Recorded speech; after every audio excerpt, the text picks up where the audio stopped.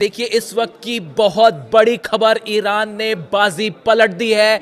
एक साथ 7 देशों पर ईरान की मिसाइल्स बरस गई हैं। हमने जितने दावे किए थे सब के सब सच साबित हो रहे हैं। अब गिनिए कहां कहां हमले हुए हैं। अबू धाबी पर अमेरिका के बेस पर ईरान की मिसाइल्स गिरी हैं, जबरदस्त धमाके हुए हैं।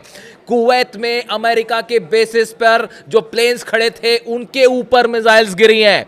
बहरीन में नेवल बेस अमेरिका का उड़ा दिया गया है। अमेरिका का नेवल बेस जो था बहरीन में, उस पर ईरान की खुर्रम शहर 4 मिसाइल गिरी है। नेवल बेस को बहुत बड़ा नुकसान हुआ है। चौथी जगह रियाद सऊदी में अमेरिका के ठिकानों पर मिसाइलों की बौछार कर दी है ईरान ने। जॉर्डन जहां पे सबसे ज्यादा फाइटर जेट्स थे अमेरिका के, और बार बार ये कहा जा रहा था कि हमला जो है जॉर्डन से हो सकता है। हमने कई बार इस बात को लेकर कहा था। हमने ये भी कहा था कि जिस दिन जॉर्डन से हमला होगा ईरान का वहीं से पलटवार होगा। और देखिए जॉर्डन पे अमेरिका के एयर बेस को बड़ा नुकसान, सीधा मिसाइल्स गिरी हैं जॉर्डन के बेस पे।